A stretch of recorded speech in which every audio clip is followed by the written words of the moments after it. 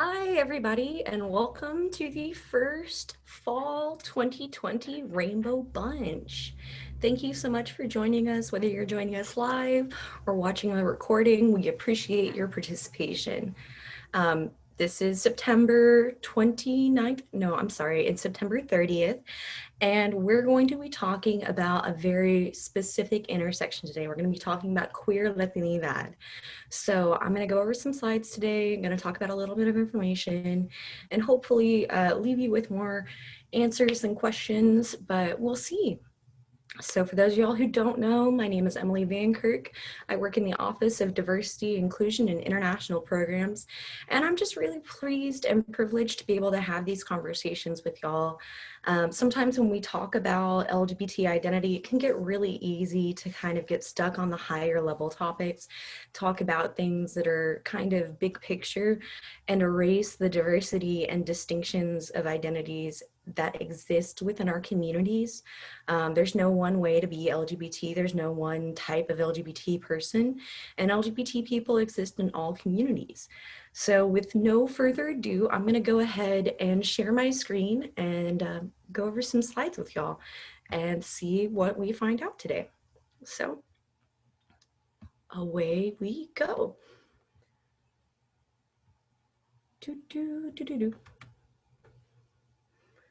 Apologies in advance. I always have the Manamana song stuck in my head. So like I said, we're going to talk about Latinx and LGBTQ plus people today. And I am here on behalf of the Office of Diversity, Inclusion, and International Programs. Underneath, you'll see our email address. It's just diversity@tarleton.edu. Real hard to forget. So again, like I said, diversity@tarleton.edu. And you're always welcome to contact us if you have a question about our programs, or if there's just something you'd like to learn more about, or a need that you have at the institution. So let's start with establishing a few things. Well, let's see, I'm bad at directions. On the one side, you'll see a rainbow map of Latin America, South America. And then on the other side, you'll see some terms, some starting points. We're starting off with a few points to kind of get us organized in our thinking. We're gonna start with what's Latinx, Latinx, what's LGBTQ+, what do we think we know about the intersection? Then we're gonna check some facts. We're gonna look in on some icons. We're gonna look at some programs and some resources. And then, of course, I like to show my references, show my work, so that if you have questions about the information that I share, you can go and find out yourself, double check me, maybe I didn't read the full paragraph, or you can just learn more about what I said. Not the end all be all of all information, and as students or professionals, when you engage with this, you can always learn more. So, Latinx, Latinx, or Latin. So when we're talking about Latinx, Latinx, Latin, Latino, Latina, these are all different terms that may be used to refer to a person from a Latin American country or somebody with roots in Latinx culture. Latino or Latina are the ones you're probably more familiar with, but Latinx and Latin have both gained popularity as non-gendered versions of the term. So essentially, for those of y'all who don't maybe speak Spanish, Latino and Latina are both gendered terms. So an O is a masculine ending typically in Spanish, and A is a feminine ending typically in Spanish. So a Latino person is a male person of Latin descent. A Latina person is a female person of Latin descent. So Latin or Latinx would be a person of Latin descent without implying gender. So according to the Movement Advancement Project, however, more specifically, Hispanic or Latino may refer to a person of Cuban, Mexican, Puerto Rican, South or Central American, or other Spanish culture or origin, regardless of their race. Typically, though, Hispanic is going to refer to cultures with histories of Spanish speaking, as in the language is Spanish, it has been spoken in that culture, while Latino, Latina, Latinx is used for cultures originating in Latin American. So there may be overlap between those terms, but they're not necessarily synonymous. So what's LGBTQ+? LGBTQ+ is the initialism. It's like an acronym, but the initials. An initialism for lesbian, gay, bisexual, transgender, queer, and more. And it is an umbrella term, or a collective umbrella term for the collective non-heterosexual, so that's not straight, and non-cisgender, so not identifying as the gender they were born as, communities. Many different identities can be included in this group, not just the 5 represented in the initials. And the diversity within this group is really, really broad. So for examples, on the bottom, I've just given some brief working definitions. So lesbian might be a woman attracted to women, a gay person is a man attracted to men, although alternatively, gay is also used as an umbrella term collectively for the LGBT community. A bisexual person is someone attracted to people of similar or different genders, or someone attracted to 2 or more genders.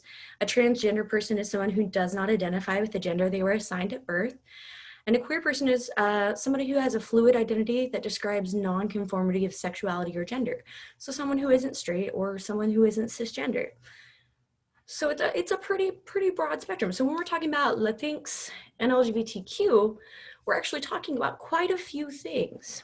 It's a very broad cross-section of humanity. So what do we think we know about this intersection? Are there a whole lot of LGBTQ plus Latinx role models that we know of? What types of experiences do we think that LGBTQ plus Latinx folks have? Do we think that there are a whole lot of LGBTQ plus Latinos? And lastly, what do we think that folks at the intersection need?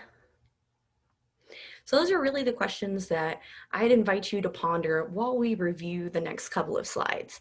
A lot of times when we come into these conversations, particularly when we're engaging with maybe cross sections of identities that we haven't considered before, we might come in with different kinds of stereotypes competing, where maybe we have some ideas of what it's like to be LGBT or some ideas of what it's like to be Latinx, and we haven't really considered how those identities would interact together. So think about what this might mean together. So checking some facts. In their 2011 research about Latino people and LGBTQ issues, MAP, or the Movement Advancement Project, interviewed Latino individuals about LGBT topics and found that 80% believe that gay people often face discrimination, 83% supported housing and unemployment and employment non-discrimination protections for gay people, 74% supported either marriage or marriage-like legal recognition for gay and lesbian couples. And of course, this was pre-legal gay marriage or same-sex marriage. 74% supported either marriage, oh, that's on there twice, apologies. 73% said that gay people should be allowed to serve openly in the military. And this is post Don't Ask, Don't Tell being repealed, I believe. And then 75% support school policies to prevent harassment and bullying of students who are gay or perceived to be gay. And 55%, including 68% of Latino Catholics, say that being gay is morally acceptable.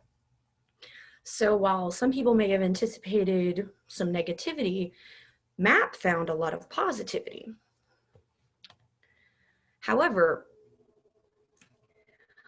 Smith, Sanchez, and Robinson in 2020 found that Latina LGBTQ individuals navigated cultural negativity towards their identity. And they did so via strategic outness in terms of their specific racial, ethnic, gender, and sexual identities. So despite expressed experiences of stress within the family relationship, so there was stress within the family relationships related to their LGBTQ identities, they still found that LGBT Latinx individuals emphasized that family was really important to their personal resilience. So no matter the level of stress involved, family was still a core element to their resilience and ability to continue to succeed.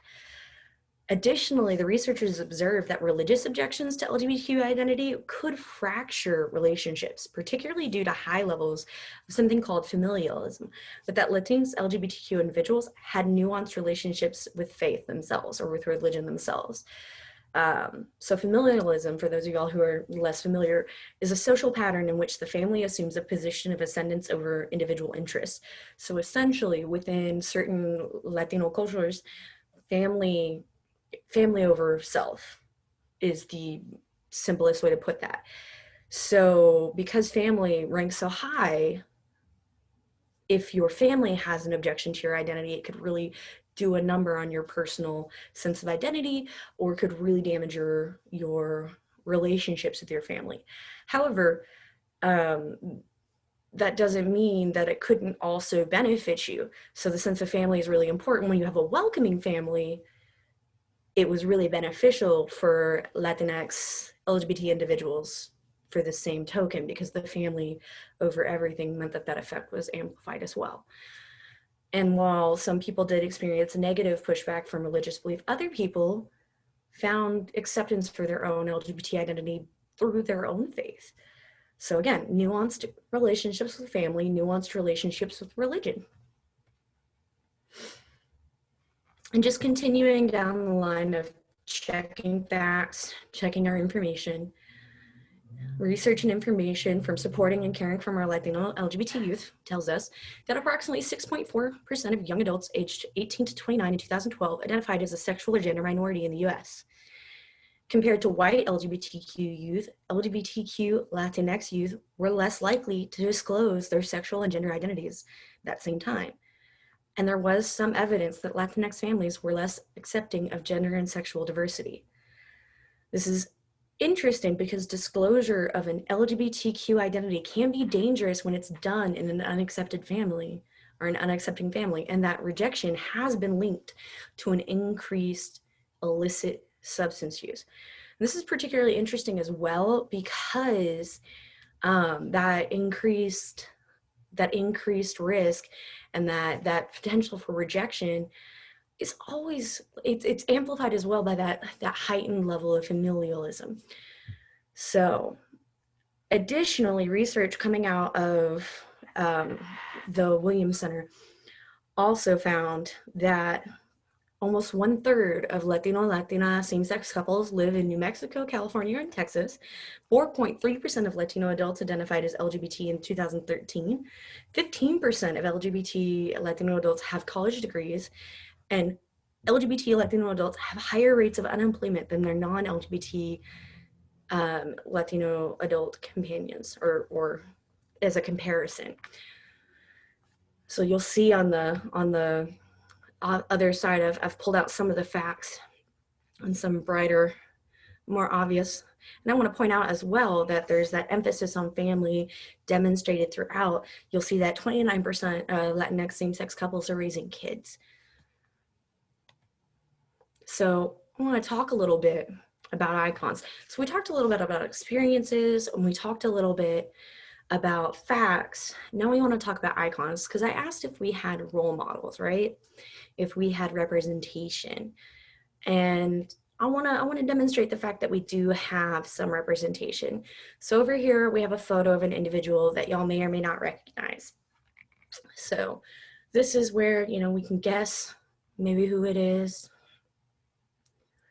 This is Bambi Salcido. Bambi Salcido is an icon.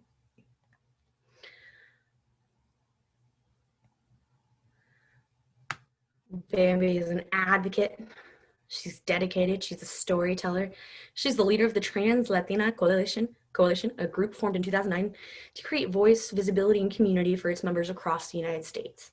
The group emphasizes efforts towards laws for protection, human and civil rights, healthcare, and social and cultural inclusion for their community. So essentially, she's done a lot of work really advocating for trans Latino women, and created a platform to do that with that has really branched into coalition building for women like herself. This one is really recognizable. I'd be surprised if y'all didn't know who this was. Recognizable. So we have Frida Kahlo here. Excuse me. Frida was a fierce advocate, a bisexual woman, and a passionate individual. She was open about her feelings related to her multiple disabilities, her attraction to women, and as well her passion for life and love, and expressed much of her opinions viscerally through her art. So she was really, really outspoken as an advocate, not only to do with queer issues, but also to do with disability rights, which is something that's not, in my opinion, spoken about nearly enough. The intersection between disability rights and queer experience is really high. And for her to have lived her life dealing with disability issues, dealing with erasure as a bisexual woman, and then of course moving through life as a woman of color, she had a lot of fire and it could not be put out. And the art that she made really showcases that fire. And I encourage all of you to explore it when you need inspiration. But she's powerful. Very, very, very important lady here. So this is Sylvia Rivera. She was a trans woman who was living via survival sex work because of the discrimination she faced. So she knew she was trans at a very young age. She was pushed into a situation where she became a sex worker, was living on the street when she began organizing for her rights. She was part of the revolutionary Stonewall riots alongside many others, including Marsha P. Johnson. She led the Street Transvestites Action Revolutionaries as an organization to advocate and even provide some housing to homeless queer youth.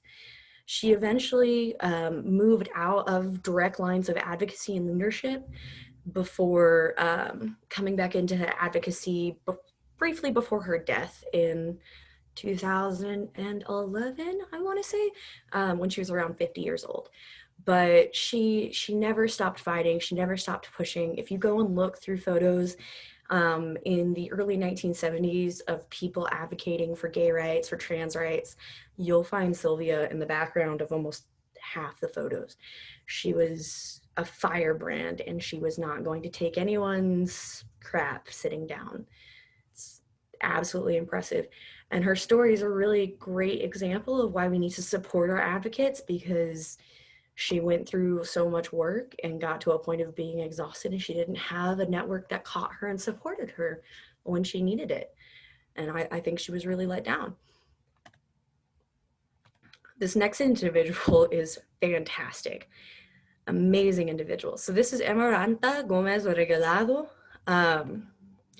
Amaranta is a Muche Zapotec person from Oaxaca, Mexico. She does use she, her, or ella, ella pronouns. She's a social activist for more than 20 years and the first Muche candidate for federal deputy from the former Mexico Posible Party, and was the regional secretary for the International Secretariat for Indigenous Peoples for, this is translated from Spanish, I apologize, for HIV, sexuality, and human rights. She continues as an academic writer about social anthropology and an advocate. So essentially, she got formal federal recognition of her gender identity, which is a really big deal.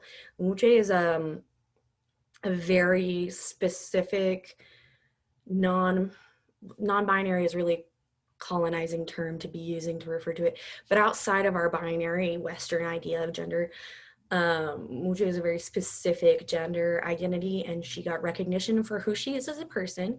And then she continued to be active in politics, is active as an academic, and continues to make a difference while facing difficulties and struggles. She does a lot of advocacy, particularly around HIV preparedness, awareness, and advocacy. So she does a lot of this really based out of Mexico, and a lot of the resources are primarily in Spanish, so I do apologize for some of the the prepositions in here. My work was not clean on the translation, but I wanted to introduce you to her because I thought she was so stunning. And then we have another individual here who just amazing. This is Julio Salgado. Julio is an artist, a dreamer, and an advocate. Julio used his art to speak to a movement. He was inspired by his own experiences as an undocumented queer artist, and he is the co-founder of Dreamers Adrift and the migrant and storyteller manager for the Center for Cultural Power. The contents of his visual art have depicted key individuals in moments of the DREAM Act and the migrant rights movement. His art is stunning. It's really raw, it's really evocative, and it's really, really vulnerable in a way that I think captures a lot of deep feeling and really speaks to individuals. I encourage you to explore, and I do have a number of resources at the end of this presentation, not references, but resources, including his art page, so you can go find out more information about it. And then one more little thing to add here. We have Gloria and Zulua. I'm going to butcher that. I knew I was going to butcher that. But she's one of the first openly lesbian Chicana writers who grew up in Texas and wrote extensively of borders or fronteras. While she usually referred to herself as lesbian as her core identity, she also claimed a queer identity that included relationships with multiple genders. She's best known for her books, This Bridge Called My Back, writings by radical women of color, and Borderlands, La Frontera, The New Mestiza. Her contribution to queer theory and understandings of intersectionality have been extensive. So what I really mean by that is that concept of borders or fronteras was really important to her work, and she spoke heavily of writing from the edges of something, from the perspective of being on the outside, of not having been included in the dialogue. And other people have taken that as the stepping off point of their own work and used it to start theorizing from the frontera themselves. She wasn't going to wait until she was included. She was going to make room for herself and to theorize from her own borderlands. Fantastic, amazing. So great icons. So I just wanted to talk a little bit about some programs and resources. I will say that while there is, of course, there are LGBT people in all cultures, there's not necessarily huge amounts of really open and extensive writing done about LGBT history within Latino context. So I wanted to gather some resources for you to make it easier for you to find them yourselves. So this first one up here is the Latino GLBThistory.org, which is the Latino GLBT History Project. It's a collective resource of different historical pieces. Then we also have the off-the-shelf reference with a big list of writings about LGBT Latino perspectives. And then some reflection on the untold history of Latino LGBT activism, right? And additionally, the Trans-Latina Coalition, a video from Fuerza, the video is called Fuerza, LGBTQ Latinx Youth Speak Their Truth, and honoring LGBTQ voices during Hispanic Heritage Month, which is a offering from tolerance.org. And I will also make these available in our description as well. The reason I do this is because, much like other aspects of LGBT history and information gathering, historically, people who are uncomfortable with queer history and queer identity have made it difficult to gather these resources. And when you add another lens of marginalized identity on top of that, because people who are uncomfortable with folks of color are typically uncomfortable with them gathering their own history, it does make it hard to get these resources together. So I want to make it easier for y'all to find them. And then, of course, I've got some information about our different icons and resources. So, of course, I found something in English about Amaranta Gomez Regalado. This is Bambi Salcido's website. This is Julio Salgado's art website. Some Me Too's coverage, on Sylvia Rivera and her life story, and some stories about Gloria and Zalua. So I do, of course, want to share my references just so that we have a little bit of context of where I'm getting this information from.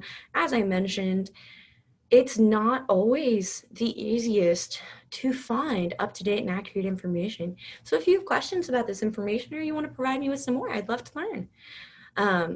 As always, the most valuable information I can get is feedback from you. So if you'd like to share with me something about your thoughts on this presentation or another topic you'd like to hear us talk about, please do.